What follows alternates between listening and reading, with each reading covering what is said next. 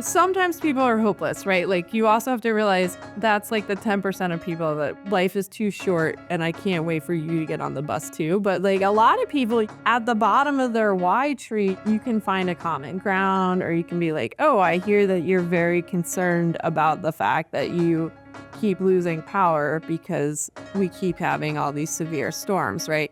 And I don't need to convince you that climate change is real to convince you that we need to do something for severe storm resiliency. Welcome to Ecophonia, the show where if saving the planet sounds a little bit daunting, it is. I feel that way too, so I'm talking to experts across industries and across the country in order to help you learn ways to make the world a better place. I'm here to investigate what really makes the biggest impact and to connect you with real people who already have their feet on the ground. Today, I connected with an organization called Science for Georgia, a nonprofit dedicated to bridging the gap between scientists and the public through trainings, outreach, and advocating for the responsible use of science in public policy. I spoke with Amy Sharma, the executive director of the organization, who has both a rich history in engineering and in public policy, which is an interdisciplinary approach we need to solve complex climate problems. The treasurer of the organization, Anne Costolanski, who has just as rich of a history, also joined the conversation to provide additional perspective. One of the main purposes of this show is to lower the barrier to entry to advocacy. So I started out by asking Amy to introduce herself and Science for Georgia. My name's Amy Sharma. I'm the executive director of Science for Georgia. I have a PhD in biomedical engineering. I went to Duke University for both my undergrad and graduate school work. About 2 years into graduate school, I realized that I did not want to be a professor. And so after graduate school, I started to poke around about what did I actually want to do with this PhD now that I'm pretty much unemployable in every sector except academia. So I found this fellowship. AAAS runs a Science and Technology Policy Fellowship in DC for PhD students who are like, what do I do now? So I went there for a year and I really caught the policy bug and I learned all about science communication. And so then it was 2009 and I couldn't find a job, but my husband found a job in Atlanta. So we moved to Atlanta and I started working for Georgia Tech Research Institute for a couple of years. After that, I worked for a couple startups as a product manager. And then when the last startup got acquired, I found Science for Georgia. I'm curious, how did you get into engineering? Were you always like a science person or just, Yeah, so how did I get into engineering? I really, really liked science in high school, and I liked biology and chemistry and all those things.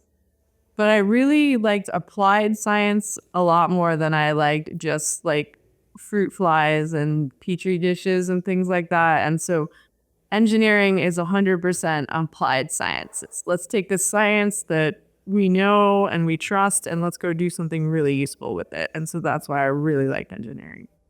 Awesome. So then I guess then when you started the policy stuff, what caught you about like policy? So I grew up in the DC area. Yeah. So I grew up reading the Washington Post, and I did not realize that most people do not just like have intense policy debates around the dinner table like all the time. Like I was like, this is what we talk about all the time because this is what you do in DC all the time. And so I caught the policy bug early, and then when I found that fellowship, I was like, wait, I can continue to use my science in a way that shapes policy. And that was like the perfect melding right there. Very cool. So I guess you didn't found Science for Georgia, but do you kind of know like how it founded and then like how you got to where you are in the organization? How did that happen? Yeah, so Science for Georgia grew out of the March for Science movement. So the March for Science movement was 2017, that sounds about right, when everyone was marching about everything. So March for Science was a nationwide movement, and the founders of Science for Georgia ran the March for Science Atlanta. And so they did it, and they were like, this is really great. Here's all this groundswell of momentum. We've got all of these scientists who are actually like, oh, I got to do something, right? And then they were like, marching's fun. What next, right? Like you can't just march all the time, right? Like it's a very great way to like bring momentum and visibility, but marching doesn't actually solve any problems, right? So they were like, what do we do now? And that was really where Science for Georgia came from, is let's take this momentum, let's take this excitement, and let's turn it into like physical programs that happen all the time and structured communication so that way it can grow. And so they started in 2018. I met Brandy and Lewis in the middle of 2019. And it was just a perfect click, right? Because they were really ready to get something done. I was in a position to kind of devote blood, sweat, and tears to this. They still had to keep their day jobs, and so I was like, let's get this going. Let's take your vision and start running with it, and that's how that happened. So, what like specific gaps were you looking to address with Science for Georgia between sort of the science communication and like public engagement? Yeah, so traditionally, scientists are not incentivized to speak to the general public. In fact, if you are a scientist in the academy, and this is very much changing now, but back in the day, interacting with the public was not a way that you got tenure. It was not a way that you got promotion. It was not a way that you really got the respect of your fellow colleagues. They're like, why are you talking to those people, right? So the biggest disconnect is that in the 1950s, scientists could go on TV and be like, I'm a scientist, trust me. Listen to everything I have to say. And people would, which is kind of a little, I'm glad that that's not how that is anymore, right? Like we should just not blindly follow people. But at the same time, they never got around to being like, I'm a scientist. Please trust in our process. Here's what our process is. And then here's what you need to know so that way you have trust in what we found. And here's what you like. And then they're like, well, if these people don't understand nuclear physics, then how could they possibly understand anything? And you're like, no one needs to know that. Like they don't need to understand organic chemistry to understand that you did a really great vaccine trial and now you should go get a vaccine, right? Like they should know enough about how science works and how the process works. So when you come out and you're like, we did a trial and it was on a randomized swath of humanity and we feel really confident in its results, you can be like, okay, let's do it, right? But they don't have to understand the ins and outs of organic chemistry and so that's really where the scientists fall apart, is they are like, well, I can't possibly get people to understand what's going on. And they're always like, if they just understood the science better. And I'm like, that's not how that works. So all the public survey symptoms are not, no one's like, well, I don't trust science because I don't understand organic chemistry. They're like, I don't trust science because the scientists aren't telling me what they're doing. And they're still keeping it behind the curtain. So how do we move it out from behind the curtain is really, that's the gap, is teaching the scientists what the public needs to hear so that they feel trusted, and humanizing the scientists because they're very like, you can just, I'm a scientist, right? Like we're people, we're your neighbors. Like, and if you see us as your neighbors, you're more likely to trust us. So that sort of like teaching them those skills instead of them just doubling down on, well, if they understood it more, and I can't possibly teach everyone organic chemistry, so I'm just not going to even bother. Gotcha. So, I mean, you're saying that like scientists weren't incentivized to go speak about their things. Are they now, or is like that what your kind of mission is to encourage them to go speak out because they're still not, they have like no reason to go talk out? They really have no reason to go on. They're still not incentivized. That's like going to be a generational thing, because it's going to be like grad students, as they're going through grad school, are going to have to start demanding like, look, I want, the institution needs to change. And that's going to take a lot more work. But at the same time, you're meeting a whole generation of scientists who are like, look, something's broken. This isn't the way it should be. Yeah. So I'm going to continue to do it this way. And sure, there's going to be the ones who are like, screwed, I'm just going all tenure all the time. I'm not talking to those peons out there. But that's becoming like a smaller and smaller percentage. So something's going to start to change. But I feel that a lot more scientists are like, no, this is important. We're in a hot mess and we have some tools to solve it. But we can't just throw tools over the fence and then just walk away. For sure. So can you give any specific examples about how Science for Georgia has sort of bridged the scientific research and public policy? So when we first got started, we first got our real funding and got off the ground in April 1st, 2020. So the world had like completely changed. We were all living in our basements. All of our funding had to pivot to like new, because it was like, well, I promised I would do all those things and I can't now because we're all trapped in our basements. So but we had this intern who was into neuroscience, and she was like, the reading and the learning loss is going to be off the rails because all these kids are no longer in school. And I was like, oh my God, I don't want to get involved in the public education system. Please do not get. And she's like, and I was like, fine. This is my challenge to you. What are some evidence-based best practices that we could really start using that could really, really start? So she comes back like 3 weeks later and she's like, look, we're teaching kids how to read wrong. And I was like, okay, that's actually science, right? So we started and I was like, all right, what is the solution, right? And so I was like, first we have to get an open conversation about this. So we held a series of online forums and we invited like policymakers, we invited scientists, we invited people who run educational institutions, we invited like business people who are like, it's also kind of outrageous, but we did have to really talk about how kids don't know how to read. They're unemployable. And I was like, sometimes in this, you have to talk about things that you're like, oh, I have to say that out loud. Didn't you already know that? But so we started from the beginning, right? We had everything. We talked all about this. And so people got really jazzed up and like some solutions started bubbling to the top. So then I grabbed like 15, like a subset of those people, and we all got together in a room with our masks on and really sat down and we're like, okay, there's an evidence best practices for teaching kids to read. Cool. This needs to be a policy change, right? Like this needs to be encouraged. And so there were some policymakers in the room. So we helped them write a bill, which was a little bit ahead of ourselves because I don't know how to write a bill. And this was like 30 different, there's like so many different departments of education tests. So this was like, we got ahead of ourselves and the bill like was a spectacular failure, but it also, out of that came a study committee. So then there was a study committee around what are things to do? What's the current situation in Georgia? Oh my God, it's dreadful. And so out of that built even more momentum. So then there was a bill the second time around that passed. And so now there's all these like reading coaches and there's incentives for, because you still can't, the state legislator can't tell schools how to teach kids because it's a local control issue, but they can certainly provide a lot of resources and kind of like nudge you in the right direction. So that bill got passed and we were like, there we go. Science influencing policy. How did you go from never having sort of written a bill to writing a bill? How does one write a bill? Yeah. So how do you write a bill? Writing a bill is actually, for short bills, it's not as bad as terrible as you would think it would be. So one, find an example bill.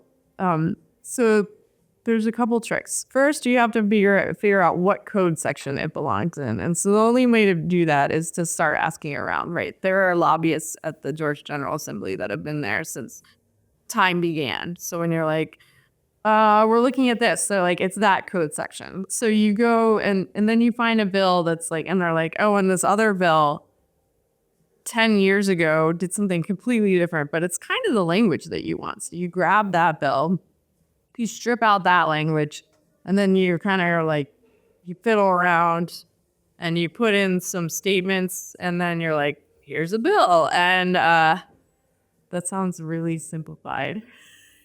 But that works really well for like short bills. If you're like, what we really need is something that's just like, please stop dumping trash in the river. Like if it's something super complicated, like let's reform the education system, that's definitely a thing that you're like, let's ask some professionals or some lawyers or some like the Southern Poverty Law Center has like specialists to do that. And the ACLU has specialists that do that. And the SELC has special. So you're just like, I'm going to ask those guys for the super complicated ones. But the little ones, you can kind of sit there and work with the legislator and they know what they're doing. And then there is a legal counsel at the Georgia General Assembly. Fun fact, they just work for, so if you bring them a bill and they're like, this is 100% unconstitutional, you can just be like, that's cool, I still want to do it anyways. And they're like, all right. most people are like, oh, is it? Please tell me why. And they go back and they like work with the general counsel, but the general counsel is like, I'll write this up for you, but it's probably not going to pass. And if it does pass, it's going to be challenged in the court system. So Godspeed on your journey. So this is where bad bills come from. So you mentioned sort of this trustworthiness. I believe this is on your website. One of the like missions is to make science more trustworthy. How do you go about doing that? So we make scientists more trustworthy in a few ways, but one of the ways we do it is we really humanize scientists, right? Because you don't trust like faceless people on the internet, especially now in the age of social media where you can see everyone's face and everything else, and also, but now they're all deep fakes, so I'm not really sure. But one, we're people too, right? So we want to humanize us, right? We were working with a company like 4 years ago, and they give free marketing help to small nonprofits. So they were like we walked in and we met the team, and the team was like, dude, this is amazing. We're like, what? And they're like, well, we drew your name out of the hat. And we're like, it's going to be a bunch of like 3 old white dudes in lab coats. And I'm like, what is that? It's like 2021 and that is still the stereotype, right? And so I was like, we need to continue, like people need to be like, a scientist looks like me and it looks like everyone, right? So that's one of our things, is just getting scientists out there, like talking to people, telling them about their car troubles, and just I have human experiences too. And that's one way. And then also whenever we get talks, we try and, instead of like when I'm explaining to you how science works, I don't need to write a research paper about like, so you can replicate it, but it's just like, this is what I did. So that way now you can understand, like pulling back the curtain. Like, this is how we did this. This is how clinical trials works. This is how you go about running an experiment to test a hypothesis. So that way people can understand, oh, okay, this is what the process is. So we do a lot of process things.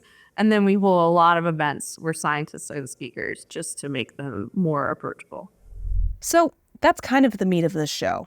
How can we make big topics more approachable so that we can incorporate them in small ways into our daily lives? So I asked Amy how Science for Georgia specifically and intentionally makes science and scientists more approachable. A few of the things we do.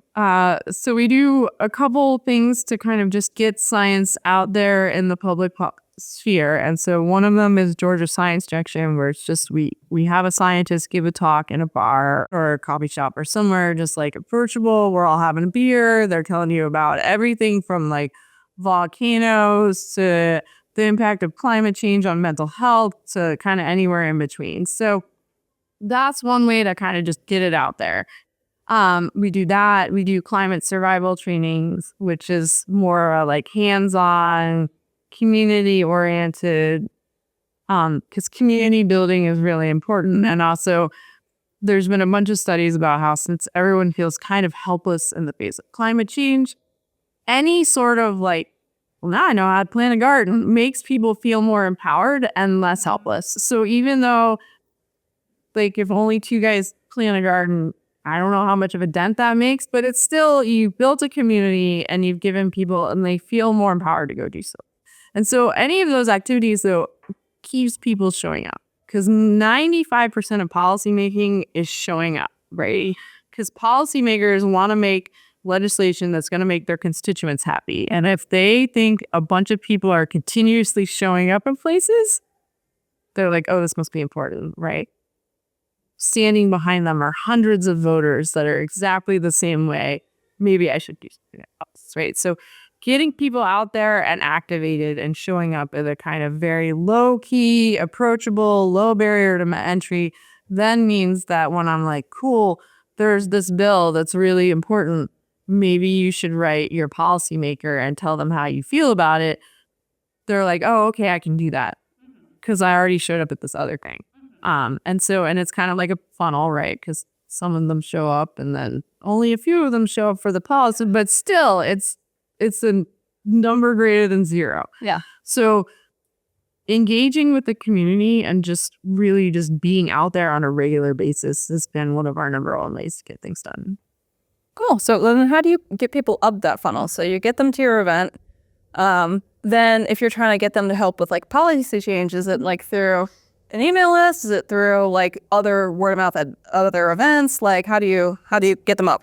It's both of those things, right? So you come, and sometimes one of our events is very related to like climate change or something we need them to do. And they're like, okay. And so there's always going to be a subset of people who are like, what do I do next? This is important, right? Like I want to do something.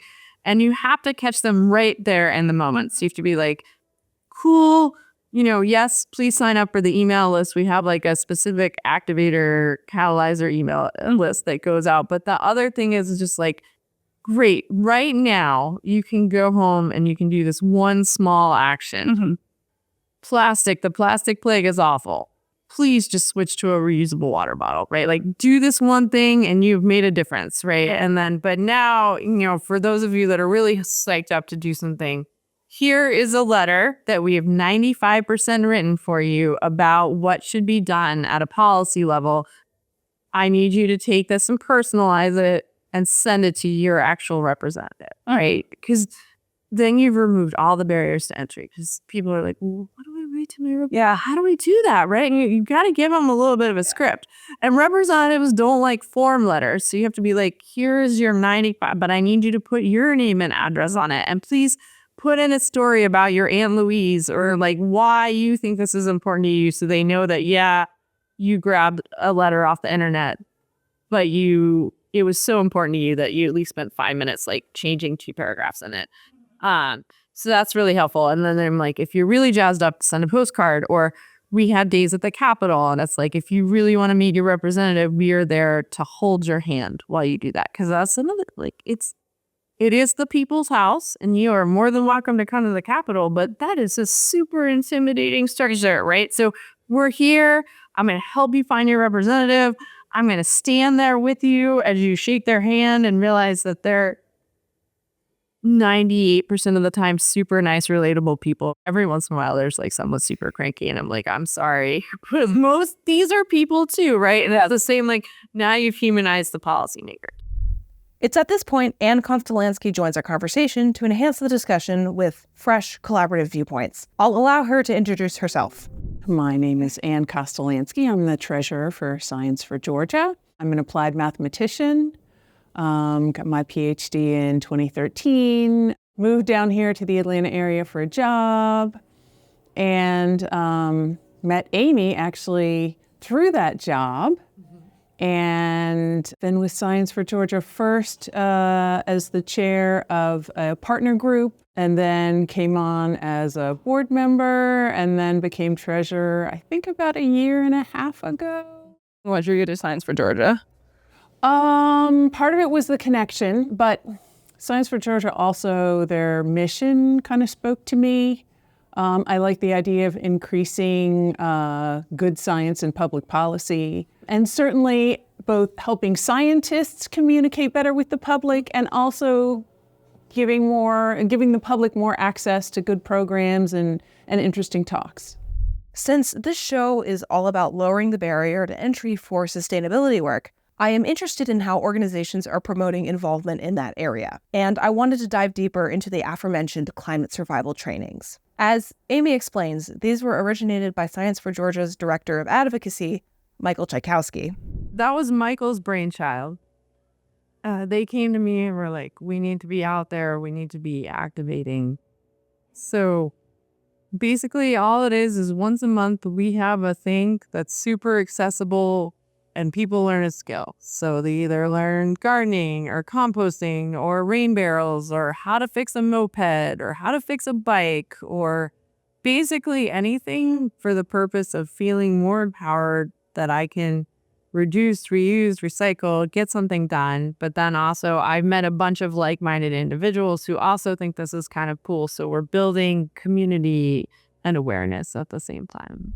As stated on Science for Georgia's website, there are evidence-based best practices that can create positive change around climate change, food security, health, etc., all of which disproportionately affect BIPOC communities. As Amy said, building communities is super important. So I wanted to dive into how Science for Georgia does that specifically.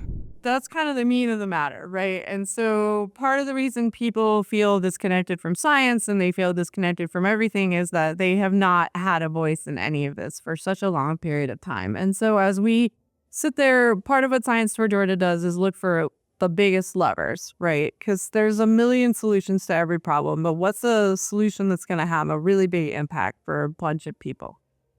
And so most of the places where there are the biggest environmental problems are also underrepresented communities, right? Because they haven't had a say and they're like, I didn't really want that tire dump in my backyard, but now it's been here for 200 years. And what do we do now, right? So how do we point out that and then bring it back to what are solutions that we can do right now to remediate, but also how do we prevent this from happening in the future, right? Because a lot of things are, well, that happens.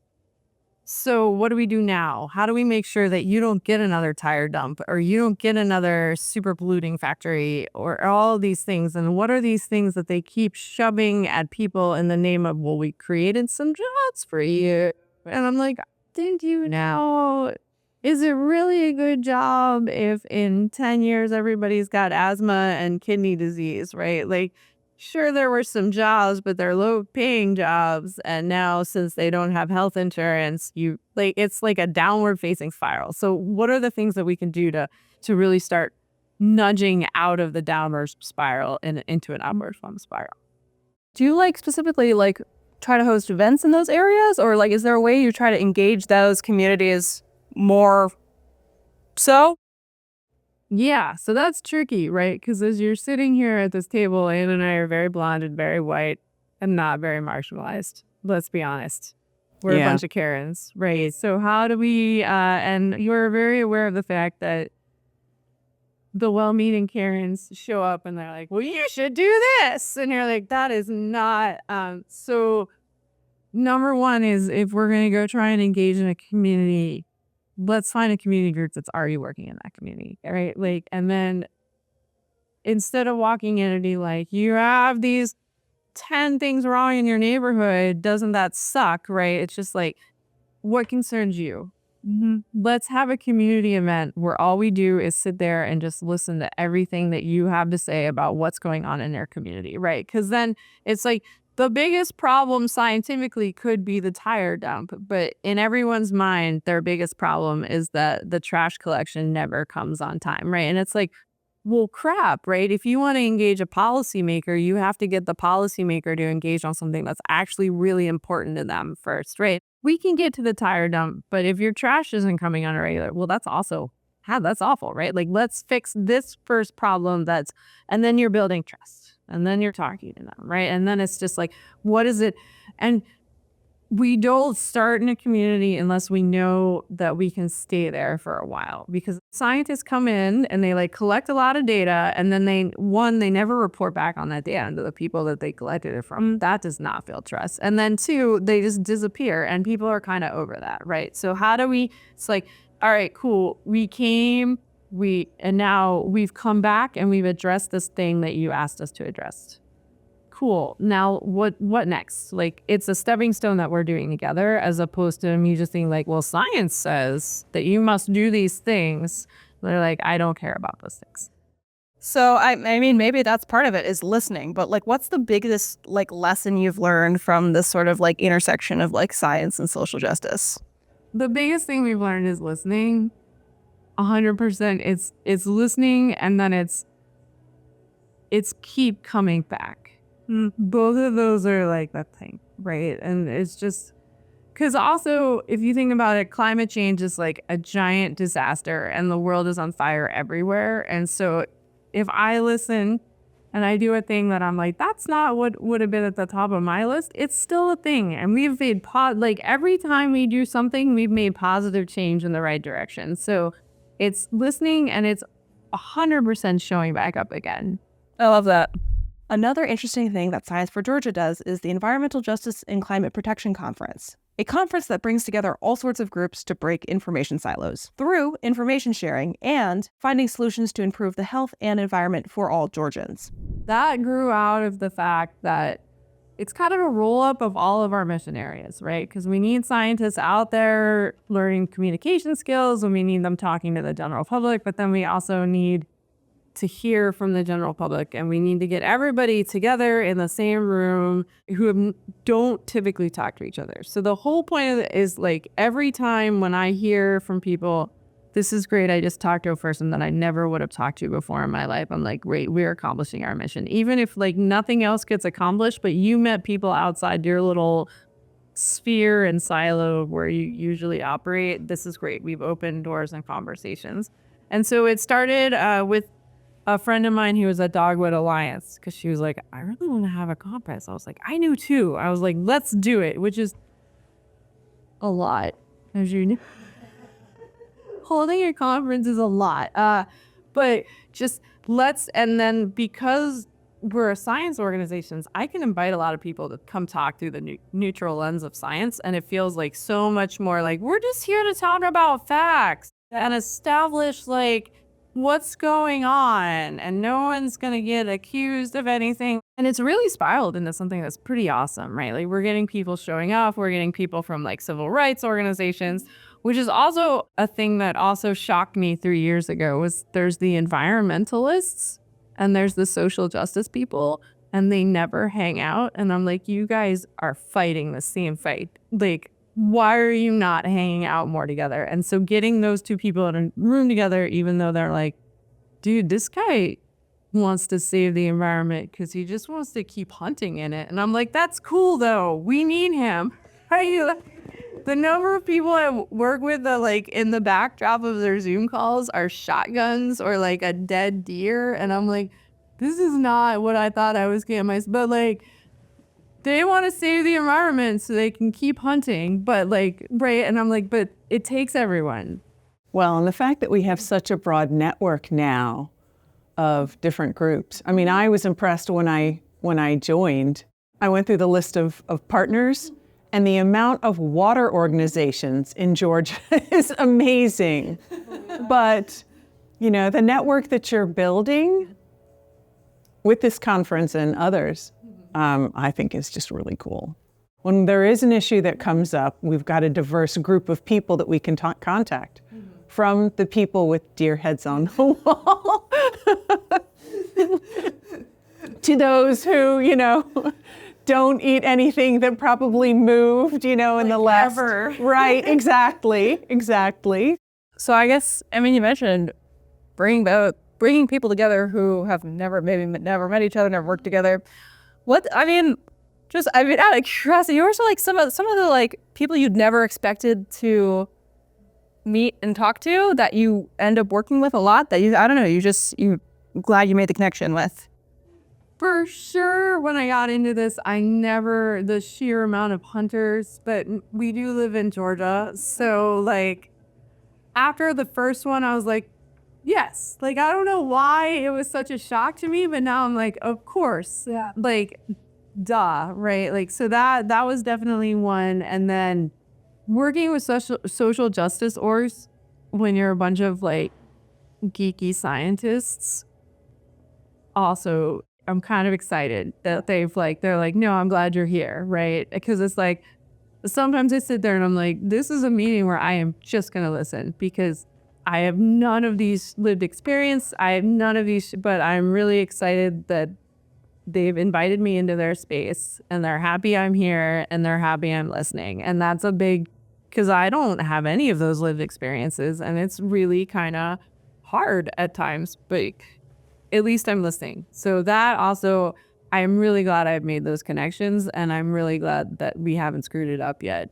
So I guess what makes you most hopeful when it comes to the work being done surrounding climate change, whether it's the work you do or the work that you just see out by other people in the communities or across the world or wherever, really? So what makes me most hopeful? So we're here in Georgia and this chemical company caught on fire called Biolabs. And it caught on fire and half of the Atlanta area and like surrounds were like shelter in place orders or like no one had to get evacuated. The whole thing was a mess. The communication was a hot disaster, I would say. So like like the mayor of Atlanta is getting on TV and they're like, all our sensors are 0. And I'm like, I think your sensors are broken, right? Like your sensor should never read 0 ever. I have 0 coffee. If you told me it read like 1, I would be like, cool, sensor is still working, right? So this is all happening.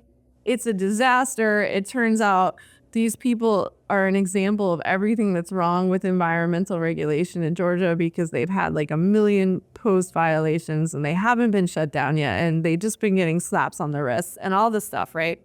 And we had a environmental justice forum with Unearthing Harms like 3 or 4 weeks later.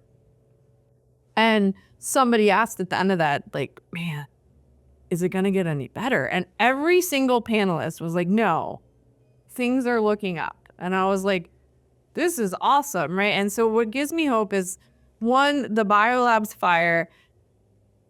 People in well-off areas of Atlanta can walk outside and smell the chlorine. And they're like, oh, pollution affects me too, right? What the fuck?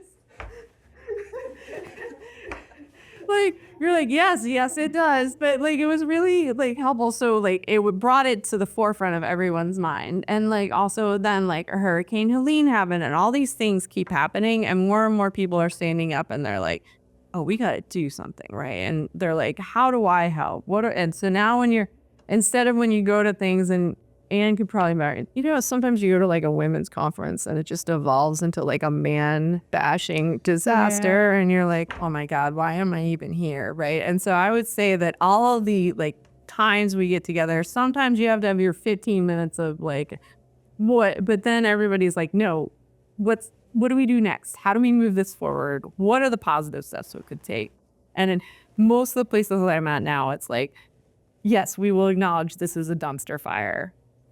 No complaining. What do we do to get out of the dumpster fire? And so that's why I feel very optimistic for the future, because people are just like, this is horrible, but tomorrow we're going to go do this thing.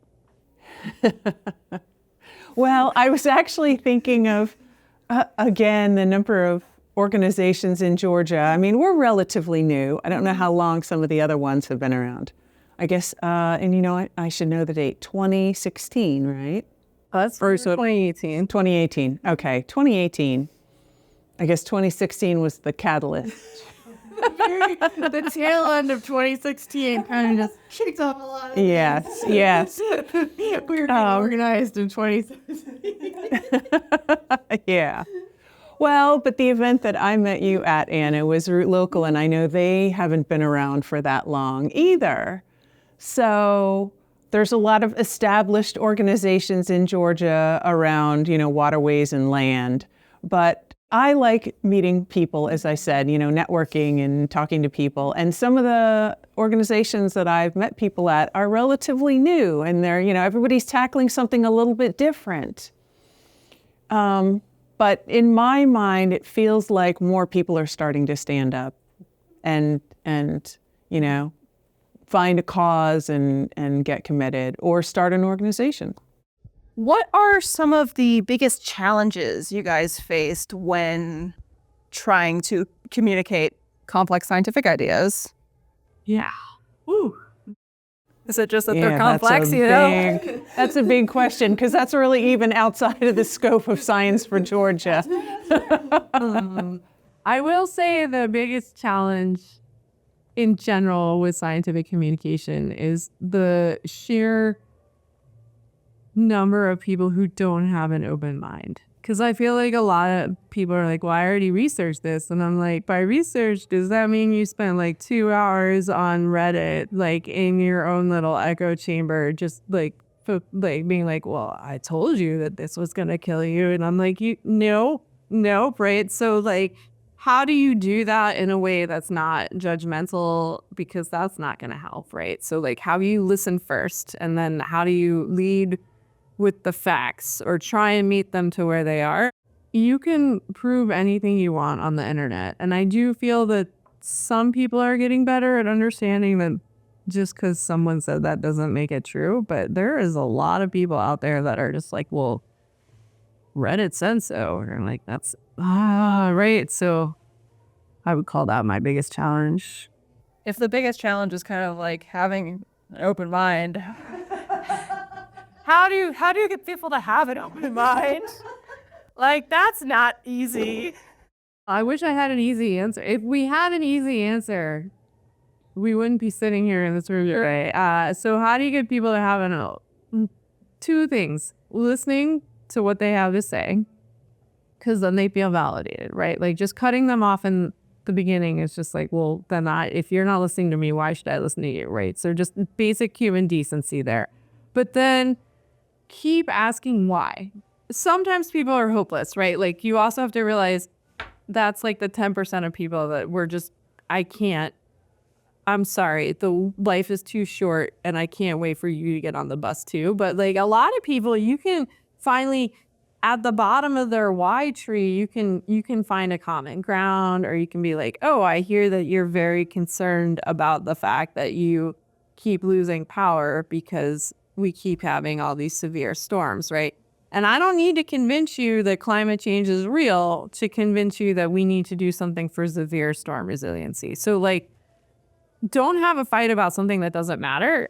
Find the common ground. And that it's a lot of asking why. Part of the issue might also be the way scientists speak isn't always the way the public hears things. I mean, it's word choice. And that's one of the things that Science for Georgia does, of course, is try and train scientists and engineers to more clearly communicate their ideas. But you know, as scientists, we generally don't say definitively, this is the answer, because there may be a variety of answers. But if you're coming from a non-scientific background, people want an answer. They want the solution. They want 1 + 1 = 2. But from a scientist perspective, you don't get that if you're doing good science. Yeah. And so you have to say, well, this is the most likely possibility. And that sounds very wishy-washy. So that's also, I think, a little bit of a struggle in communicating science and good science. Yeah. And you spend a lot of time being like, okay, cool. I talked to like 10 scientists. They're like, this is the most likely. And then I turn around and talk to a policymaker. I'm like, the answer is 2, right? And I'm not going to caveat it because they need to make, the other problem is policymakers have to make a decision like now, right? And I'm like, right now the answer is, I can at least qualify it with right now the answer is 2. We could come back in 2 years and tell you the answer is 5, but right now the answer is 2, and we need to make a decision with the answer 2 and like move it forward, and then we can catch up later. And it's funny, as I've been sort of getting more into the climate space, it's just so jargon heavy. And I feel like I have all these people talking about all these things, and maybe it's not even like the science part of it. It's like the policy and this term and this term and this term. And I'm like, it just feels so inaccessible.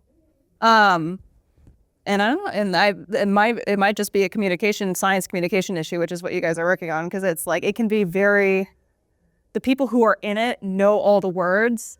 And it's just like, how do you teach people the words, Or how do I just remove the word because it's not, and like oh man, that's right. One of my pro tips for science communication is I'm like, you have a roommate, you have a spouse, hand them your paragraph you wrote and ask them to understand this, right? Because again, I do it too now because I sit in this, I was giving a whole talk on like energy burden is this whole thing. And then I realized, does anyone even know what energy burden is, right? And I was like, oh, okay, let's roll this back, right? Like energy burden is somebody who pays more than 10% of their income every month for their power bill. And then people are like, oh, wow, that sounds awful, right? Tell me more. So it's just like rolling it back, but then also sometimes the words are just there that we just don't even need to use. So how do I, sometimes I sit there and I talk to a scientist for an hour and I'm like, okay, I'm going to remove all of these words and I'm just going to go to the policymaker and be like, this is bad for cows. That's it. We're done, right? It's just, this is bad for cows, right? And, the scientist is back there like, nah. And you're like, dude, we're going to get something done. Just let it go. So The words make it really hard. Absolutely. I mean, you also have kind of touched on this, but like, what's the best way of combating misinformation? I think part of the reason with misinformation is really accessible because, like Anne was saying, people want an answer and they want a simple answer because they have 99 problems and they're like, oh, and I don't want this complicated answer. I just need to, right? And so you read information and it's a very succinct sentence and it has like some words sprinkled in there that make it, there's like a granule of believability in it. So they're like, cool, I'm set, right? And so one of it is just, cool, we need to also make our actual true statements as equally as accessible. So my favorite thing is like there's this chart that the scientists released and they're like, you should all get vaccinated. Here's some data. Have a good day, right? And you're like, no, you can't just like hand them a bar chart and expect them to be like, well, I'm done, right? So it's just like, you know, we've done 30 surveys and it's reached millions of people. And if we do it this way, we're going to save 100 or thousands of lives, right? You just kind of have to put it in those words. And then you have to keep saying it because that's the other thing. Misinformation is like easily accessible and it's just always out there. So it's like we have to continuously, when you hear misinformation, be like, actually, this is how it is, right? And not just be like, here, let me show you a bar chart. Well, I was just thinking of examples in more my personal life when talking to people and I get misinformation. But I mean, going to the root of the question, like, where did you get your information?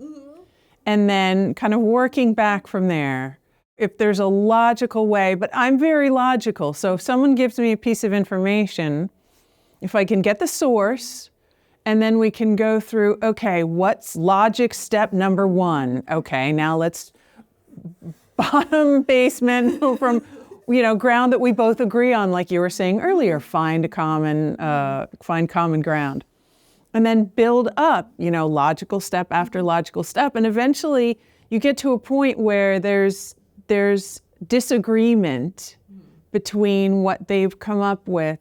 If they're still listening to you, if you can have a conversation where you can, build on this logically, but sometimes it's hard. Yeah. Because people shut down after a certain period of time. And yeah, the stuff that's out there, especially on the internet, is so catchy and easy, and they put it in terms that seem reasonable, and they don't use all the big words that scientists do. So sometimes we are our own worst enemy, trying to be as exact as we can be, but that's not necessarily the easiest way to describe something, is using all the right words. Sometimes we have to use a more general word. Yeah, just let the words go. And COVID, right? Somebody did a survey about like the best mask material to use. I hate this survey with a fiery burning passion because of that, people are like, well, if I don't have this material, why do I even bother to wear the mask? And I'm like, oh, right? Or like, because of this, like my kids' school system made a rule that they were like, you can only have this certain type of mask.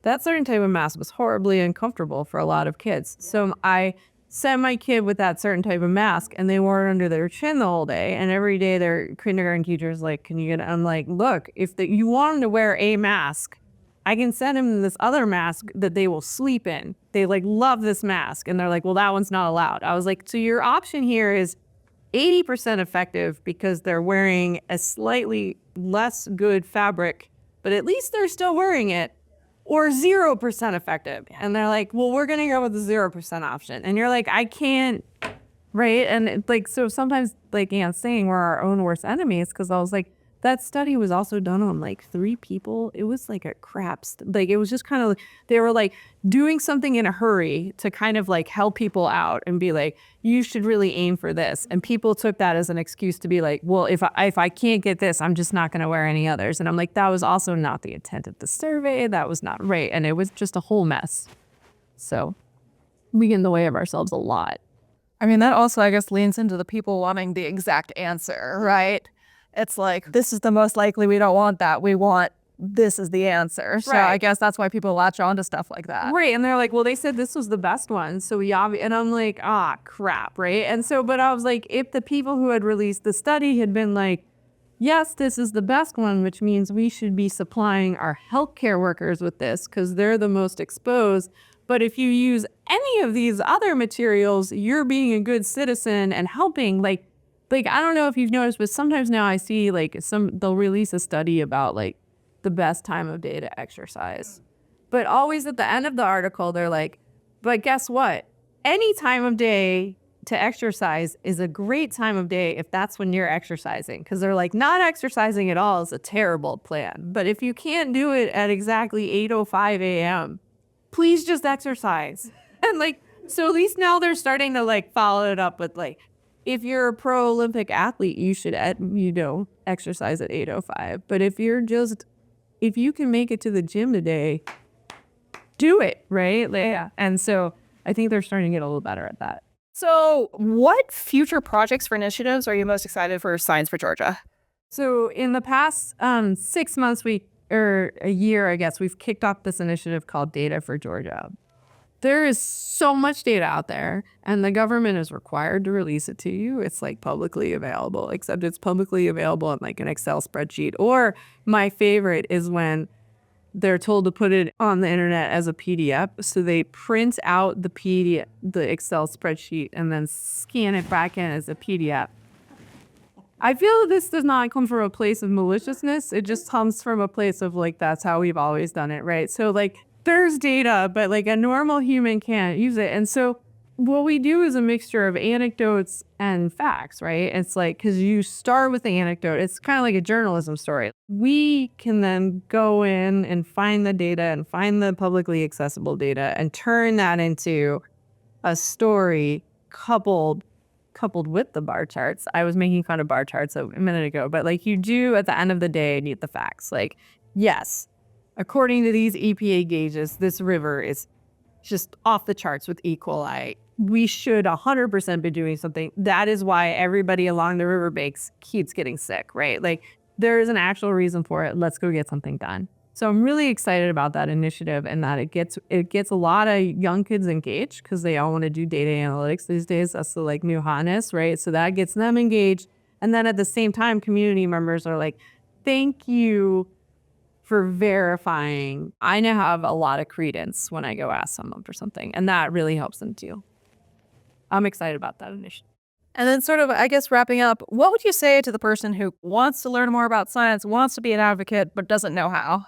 Visit our website and join our mailing list. The best way to get involved is to really look for an organization that's doing something that you think is important, because they will have resources for you to get involved and to make a difference, right? And so instead of just like going out there and shouting alone and women, find an organization that speaks to you and work with them, because they should have ways to activate you to get involved.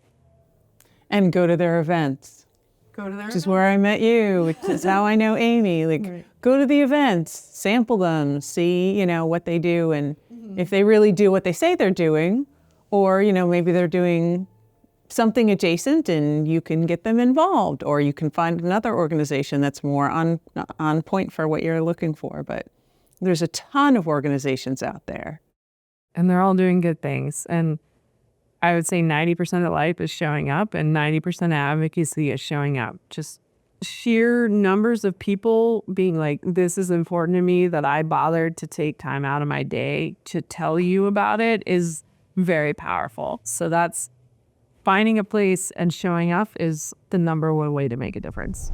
I would like to thank Amy and Anne for taking the time to be interviewed. If you would like to connect with Science for Georgia, their information will be in the description. If you're on Spotify or YouTube, go ahead and drop a comment about what you found most enlightening about this conversation. And while you're at it, go ahead and hit that subscribe or follow button. I will see all of you in the next episode.